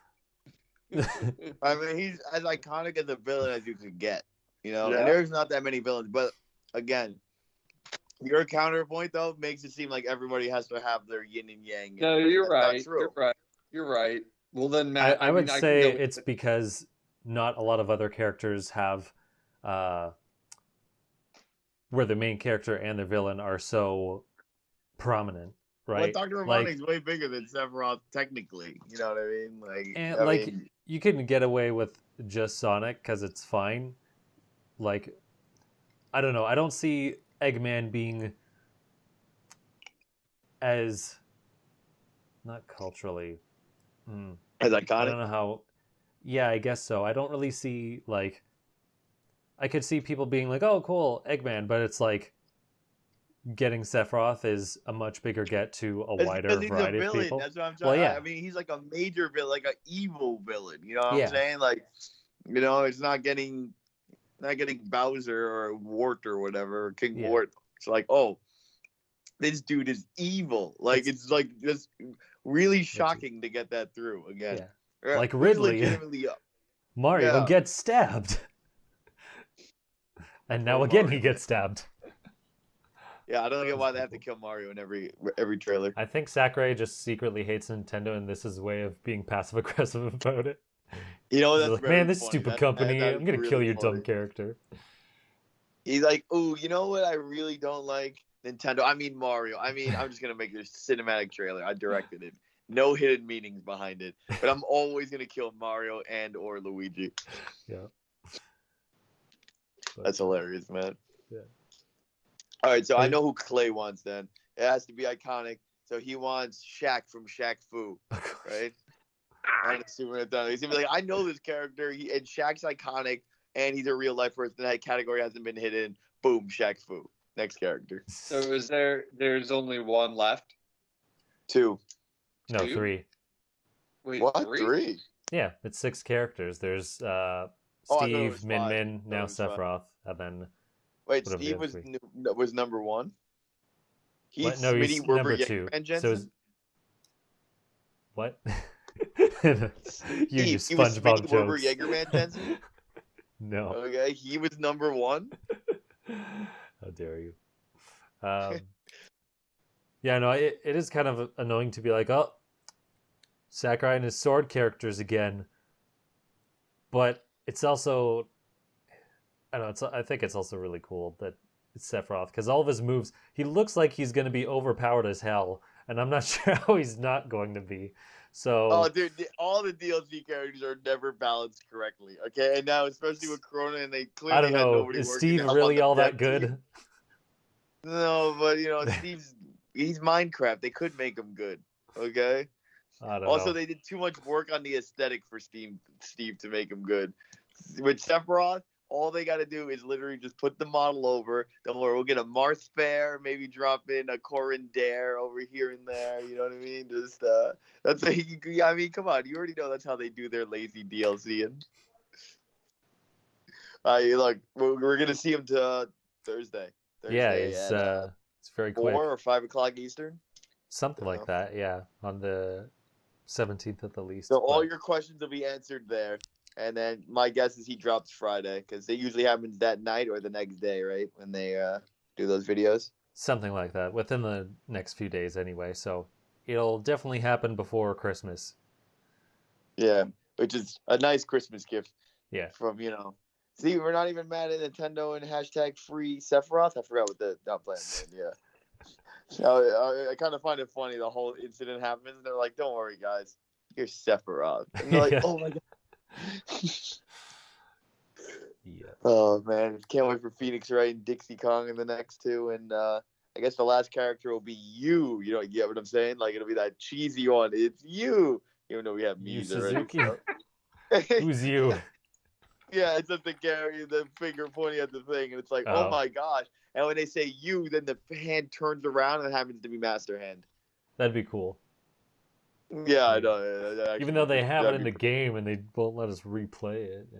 Jerks. Exactly. You see what I'm saying, Matt? It's already in I the do. game. You catch my drift? You see that? It's you. Boom, boom, 3D effect. Remember, 180 fisheye lens. Turn it around. You realize the hand was white and it had nothing behind it. And then the Master Hand laughed, and then boom. I'd be cool with that. It wouldn't really work though because he's too big, but it'd be cool. Whoa. Ridley's too big. Master Hand is just right. I always thought with Smash Wii U, because they had like the separate screen, they should have had a mode where one person is Master Hand and the other people are regular fighters, and like somehow I guess on the gamepad you could access things they couldn't, or see things they couldn't, or whatever, but they didn't. So they suck. One thing I want to mention that I didn't mention before with Sora, you were saying like, oh, Disney doesn't want him in Smash or whatever. But the other thing is, Disney also doesn't want him in some of their this stuff with Square Enix too, because there was the, I forget, the chibi like RPG where you like stacked monsters. Theatrhythm Yeah. or whatever. No, it was I forget. World of Final. Final Fantasy. World of Final Fantasy, where they had like a Sora DLC thing, and then they like removed him later. Yeah, Just, they, like, they even removed with- it like Even so with Square quickly. Enix stuff, they're like, no. It's like, we don't want him in there. It's like, what? I don't get it. Why'd you Yeah, add him like- and also remove him? But it's I don't with get why they gave Disney so much power over Sora when Tetsuya Nomura drew it. You know what I mean? Like, he drew, designed, and wrote the whole game, but all because he wanted Mickey Mouse in his game. I mean, it worked. True. I mean, look at me. I bought a music game for one scene, so Yeah. Was the scene good? Yeah, yo, it's pretty good, man. I'm not gonna lie, it's so good. Well, So at least good. it was that. Yo, you wanna know what's also scummy? The DLC is still $30 for Kingdom Hearts 3. Oh man. Yeah. I don't think Oh, I we'll. beat that. That was the other thing I played. I beat that DLC. Actually, pretty tough because it was like all secret bosses and upping the difficulty. But yeah, $30 though. I was like, I'll wait a year and a half. Maybe it'll go on sale or be less than $30. Signed in, $30. I was like, son of a. I was like, what is this? Yeah, that's rough. Oh man. But yeah, I think we will end it there unless you guys want to go over the indie world thing. I didn't think there was really much to say on it. Never. I'm gonna hang up if we say Indie World ever again. Indie. That's it. No. All right. Dude, I don't need to hear about their 99-cent games, burger stacking, Infinite Run on my Nintendo Switch, clogging up my eShop. Okay. The funny thing is, like, I didn't even know there was. I was really busy today, and I didn't even know there was an Indie Direct today until we were on the air here, and I noticed it in my news feed. I'm pumped. I look forward to playing the Among Us game. I've heard a lot about it. Sounds like something I'd like, and I've always wanted to play Spelunky 1 at the very least, if not both of them. So I didn't really obviously get a chance to digest any of the rest of the news, but just those two headlines were like, all right, like I'm down. So I'm surprised. I thought Spelunky was already on the Switch. Yeah, You the would think. Spelunky 2, but isn't Spelunky 2 out now? No, they're not. They're not coming till next year. It says. So, I mean, Spelunky 2 is out elsewhere, if that's what you're asking. But on Switch, they are coming next year. Got it. Yeah. I figured they you're ported at Among least the Us. first one. Yo, I'd love to play with you. All right. Yeah. I mean, you need a lot of people to play, but it's really fun, Clay. So what I was Deception wondering is about fun. now that we've gone on really long and this show is like, at the end here, but I guess I had a question. As for Among Us, I know you play with like 10 people, but can you join with, say, a few of your friends and then it fills with randos? Yep, that's right. That's what I usually do because I don't ever have enough. Right, Like, you're never like gonna I get like 10. 5 or 6 to enter. Well, you can make the room as big as you want. Obviously, it's way better with at least 7 or 8 people, in my opinion. Right. But Right. yeah, you could just say like all 4 of my boys join, then I'll just make the rest of the room public and randos join, and then again you can't hear anyone. It's only all through typing. Right, it's typing, right, which I prefer. Yeah. I like that. I don't want to hear. And you can some... only talk at very specific times. It's like no like I mean like when I'm in when I like do it IRL or whatever, like on stream, like I had to tell people like, hey, turn off the stream, this, that, because you don't want people to cheat. Because in reality, you're a crewmate. You're just that guy in a spacesuit. You have nothing else to do but your task, or the other way around, or to kill. Like you're supposed to feel the loneliness of space, kind of thing. Yeah. It sounds great, and I think it's gonna be cheap according to the news article here. They didn't say a price, but $5. I checked. That's great. Yeah. That's nice. Yeah. Nice. Yeah, that'll be a good one. The pandemic has really triggered certain games to blow up, and that's one of the news stories even I'd heard about. So it's like, all right, that's awesome. So I just want Fall Guys too. Like Fall Guys looks like something I love, and I'm like, why isn't that on Switch yet? Like why is this game on Switch? Why do you mean? A, it's already dead, and B, I don't think the Switch online servers can handle it because there's too many cheaters anyway, Clay. You don't want to play it. Oh, that's not PC. Why is it dead? Why do you say that?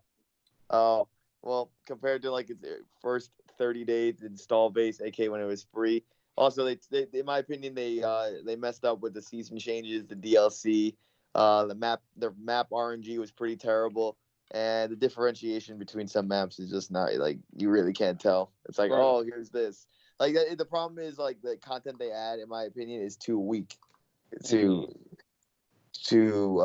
not necessitate, but to really, what's the word I'm looking for? Not allure, like to basically give me a reason to go back, kind of thing. Like, I mean, I haven't played it obviously, but I would contest that like if Fortnite can run on Switch with 100 players, then something like a platformer with 100 players. I don't know. I played it on console and I played it on PC. PC's pretty smooth, but one time I played it on console and I was like, it really wasn't that well. Yeah, and maybe it's just maybe I'll just say maybe my friend's Wi-Fi was bad that day. But like maybe. But his job is like cybersecurity, so I doubt it's really bad in his house. Right. It's pretty important. That's interesting. But at the same time, it's like That's it. Like, I mean, it's a fun game. Like, you definitely have to play it at least. You know what I mean? Yeah. Like, I think it's a way more casual game. Like, we started doing it more as a hangout game, or with this pass the controller and be like, oh, just have fun, not care. But I don't know. I have a really weird relationship. That's like the most solid middle ground game I've ever played. Like, whoa, this is really fun. Does it 3 times. That's exactly how I feel. That's pretty much what I got it from it. Interesting. Cool. If I know a funny story before we hang up on that, so in Steam you're allowed to return a game if you play for less than 2 hours. And I was like, I don't like this game anymore. So I played my 3 or 4 games. I kept getting second place, and it wasn't like I wasn't assaulting Sandra. I was just like, I don't like this game anymore.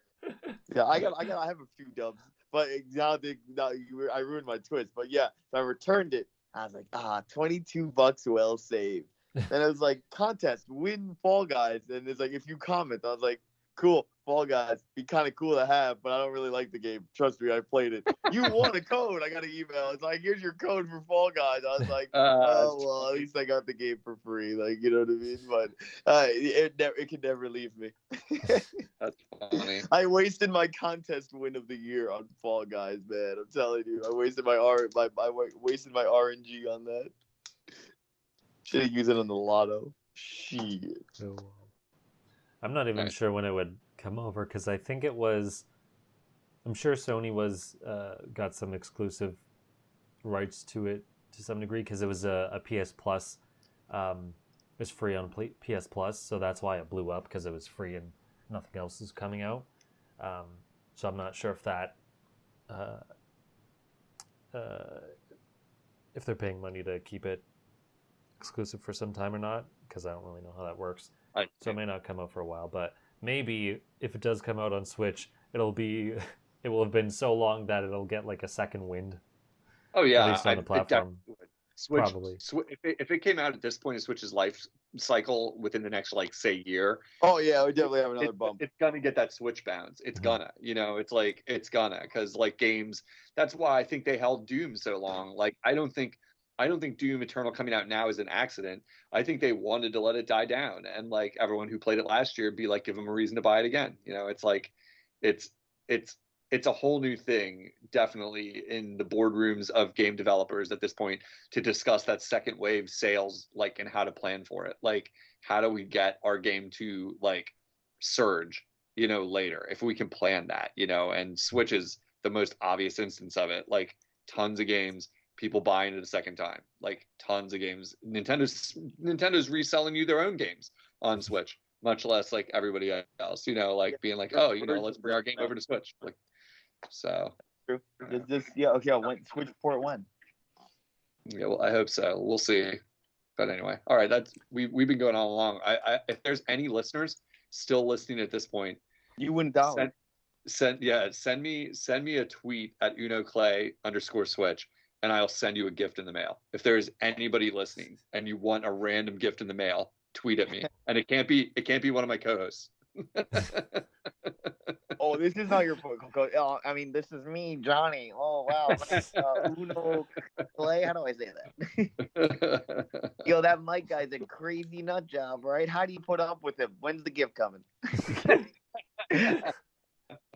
Oh, you're playing right to my good side. Oh, that's Mike. I know what you're saying. My favorite member is Clay, but that Mike guy, Miyamoto is the greatest. Who has to play Odyssey anyway? You know what I'm saying?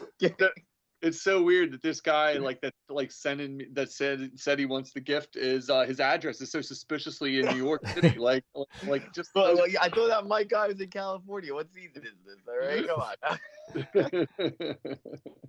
So suspicious. But hey, whatever. I'll just send him a gift. It'll be my favorite Super Mario Galaxy 2 T-shirt. That'll make him happy. Oh my gosh, I'd love it. All right, so wherever you're listening, you can find us. I skipped to the part. You can find me at the Mank Viking on Facebook, Twitter, and YouTube. And Mike, where can people find you?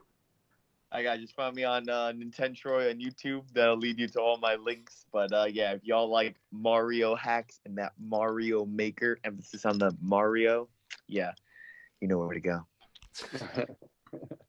All right, Unoclay, where can people find you? Yeah, I can account for that. When you look at Mike's profile on your Switch, he's got like 600 hours of Mario Maker. So yeah, you can see him playing some Mario Maker. I'm gonna take a wild guess. Thanks. Thanks. People At this people point, you've played people, more than the dev team. I know that's crazy. That's a lot of hours on a game. Played about to hit that 600 on Mario 35. He's gonna counter back. He's gonna. No. I mean, on Mario 1-1. Sorry. Yeah, Mario 1-1, definitely. Yeah, hit me up. I've been dabbling with some streaming. I don't know if I'll do it often or not, but I've been just testing out my tech. So check me out at Unoclay Gaming. Maybe I'll put up new videos this winter when time allows, or hit me up at Unoclay_Switch if you're still listening for that free grab bag of crap that I find in my desk drawers and send to you. What a guy. Oh, nice. All right. Wherever listening, you can find us at Just Another Castle on pretty much every platform on the internet. Hit us up with your questions, or if you're interested in being a guest at Just Another Castle, or me directly at the Mango Viking. So until next time, leave luck to the heavens and leave gaming to Nintendo. My friend, your desire is the bringer of life, the gift of the goddess. Final Fantasy. That was the